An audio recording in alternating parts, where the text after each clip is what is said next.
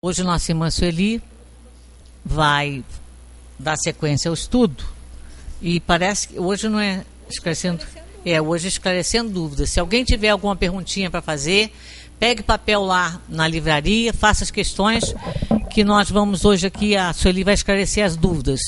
Esclarecendo dúvidas são questões com relação à doutrina, alguma dúvida que vocês têm em relação à morte, o porquê, o que acontece, ao processo que aconteceu, para que a pergunta não seja feita aí, e aí as pessoas, nem todos ouvem, e é gravado.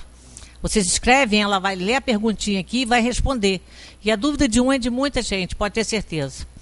Então vamos agradecer a Deus pela oportunidade do encontro, mais uma tarde, nós encarnados e os desencarnados também que aqui comparecem para ser auxiliado, ajudado e aprender também para poder direcionar a sua existência como espíritos imortais que somos, em busca da melhor situação, trabalhar a consciência da liberdade, mas com toda oportunidade de acertar. Somos obrigados e somos responsáveis pelas nossas ações e também responsáveis pelo processo que dela decorrer. Por isso, Senhor, estamos aprendendo com essa doutrina, que pela liberdade que temos, pelo livre-arbítrio que exercemos, somos espíritos livres, sim, mas com muita responsabilidade, principalmente quando nós temos conhecimento de uma doutrina que nos esclarece, que temos exatamente na medida que merecemos e temos que fazer pelo próximo o que gostaria que fosse feito a nós.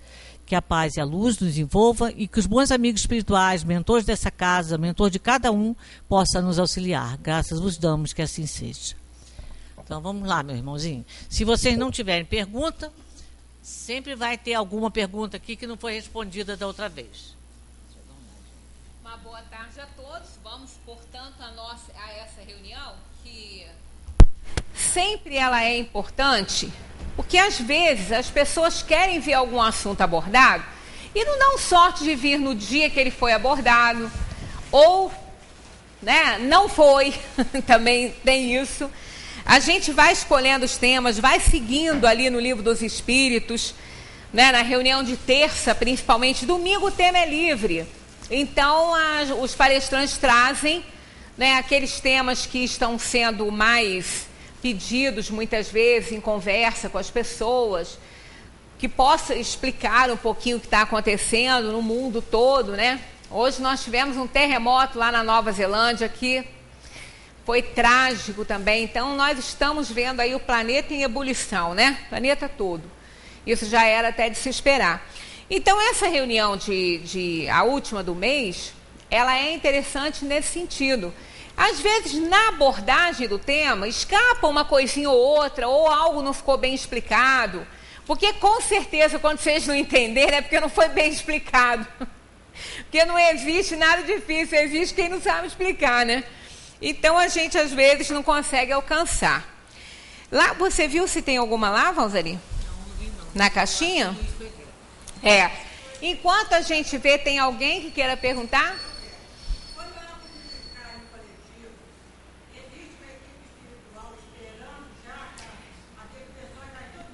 Existe. Da mesma forma que nos desencarnes individuais, está lá o espírito protetor já preparado para isso. Muitas vezes o espírito protetor interferindo nessa. Quando nós falamos aqui interferência dos espíritos no mundo corpóreo, nós até abordamos aquela questão daquela menina que nunca tinha saído sozinha. E aí naquele dia ela pediu a mãe para sair sozinha. A mãe estava no metrô, foi ali naquela da Afonso Pena, aquela estação do metrô na Tijuca, ali na Afonso Pena. Aí a mãe dela falou, então eu te encontro na estação do metrô. Você sai de casa, tal hora eu te encontro lá. E a menina então foi a primeira vez que ela estava saindo sozinha e teve uma briga, uma troca de tiros entre traficante e policial, justamente naquela estação do metrô, na hora que ela estava indo, e ela foi baleada na escada na hora que ela estava descendo. Então, foi uma coisa terrível. E na hora a gente, quando isso aconteceu, essa pergunta também, perguntas surgiram em torno disso. E quando a gente citou aqui que até o próprio espírito protetor dela pode ter incitado ela a querer ir sozinha, a querer sair e enfrentar aquela situação para que aquele fato se desse, E isso é meio chocante, né? Porque a gente tem uma ideia que o anjo da guarda, o espírito protetor, é para nos livrar dos males nessa terra. Bem, primeiro que a morte não é o mal. Nós é que vemos dessa maneira, né? O espírito protetor, ele tem a função de nos proteger durante a nossa vida na terra. Ele recebeu essa tarefa e aceitou. E depois ele continua após a desencarnação e muitas vezes vai continuar sendo nosso espírito protetor na próxima encarnação. Então ele não tem a tarefa de nos livrar dos males, somente daqueles que nós não temos que passar. Então são aqueles casos que às vezes o espírito, a gente pensa assim, está acostumado sempre a passar por um determinado lugar, para ir a um determinado lugar também, e de repente a gente muda o rumo, passa por outro. E acho interessante isso, porque fala, poxa, por que eu resolvi hoje não passar por lá, né? Dali a pouco fica sabendo que aconteceu uma coisa ruim ali, que se a pessoa tivesse passado por lá, tinha sido afetado de alguma forma, né? Então, isso o anjo da guarda, é tarefa dele fazer. É tarefa dele nos guardar dos males que nós não temos que passar. Então, ele vai nos intuir, ele vai se servir de amigos, de outras situações. Ele vai nos servir até de acidentes menores, pequenos, para nos atrasar, né? Ou, de alguma forma, ele vai sempre nos livrar dos males que nós não tivermos que passar. Agora, os que são kármicos, aqueles que são fatais, né? Como no caso ali, ela desencarnou porque estava na hora dela desencarnar. Então, pode ter havido a ação do espírito protetor levando ela para aquele ambiente? Pode, claro que pode. E isso não é maldade. Ele apenas estava auxiliando a sua tutelada, aquela que ele tinha que proteger, para que as leis de Deus se cumprissem, que seria, no caso, a passagem dela para a dimensão dos espíritos, e estava lá auxiliando, ajudando, livrando-a de tudo que ela não tivesse que passar.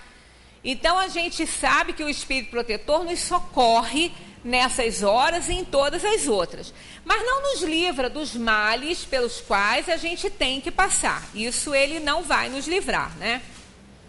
Então, está sempre junto. Quer dizer, quando acontece? Quando se aproxima a hora da desencarnação, ele já sabe há muito tempo, e a gente até tem assim uma intuição, porque o espírito, quando renasce, quando ele reencarna, ele escolhe suas provas, né? Ele tem lá a escolha das provas, ele escolhe o gênero de morte, porque melhor possa ajudá-lo a resgatar o seu passado delituoso. Se ele foi uma pessoa má, uma exploradora, se ele prejudicou, se ele tirou a vida de alguém de uma maneira trágica em outra vida, então ele pede uma morte trágica para que ele possa resgatar o passado dele, né? Ele pede isso.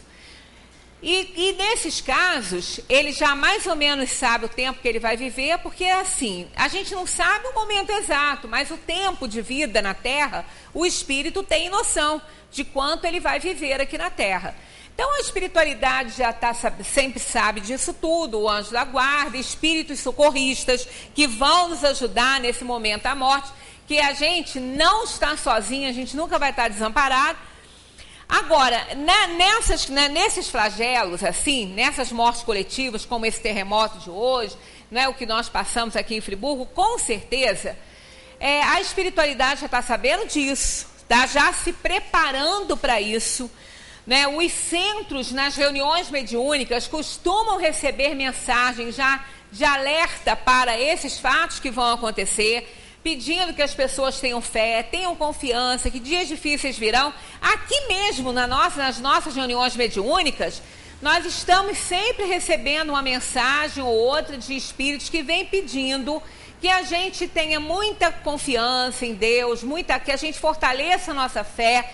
Dias difíceis estão para vir, né? Então, sempre eles já sabem disso. E as equipes de socorro são montadas para isso. Nós somos também utilizados nesses socorros, nesses socorros a esses espíritos, né? Porque ao nos emanciparmos pelo sono, nós também somos levados para essas regiões, se pudermos ser úteis de alguma forma, para auxiliar esses espíritos que estão desencarnando ali. Porque nós, ao nos emanciparmos pelo sono, a gente fica numa situação muito semelhante ao desencarnado.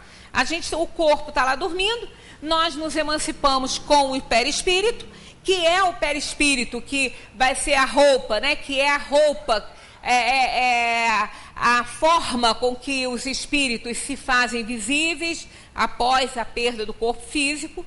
Então, isso aí a gente fica de igual para igual, com a diferença que nós vamos voltar para um corpo quando a gente despertar, quando o corpo despertar, né? E eles estão desencarnados, é só essa diferença. Então, nós somos muito levados para essas áreas quando a gente pode ajudar em alguma coisa. Então, a equipe espiritual está sempre ajudando, não só nas mortes coletivas, quanto nas mortes individuais. Né? Existem equipes de socorro nos hospitais, a parte espiritual, né? Consolando aqueles que estão partindo, a família que está ali, mas independentemente de morte coletiva, independentemente disso, a gente sempre tem falado, e eu vou repetir,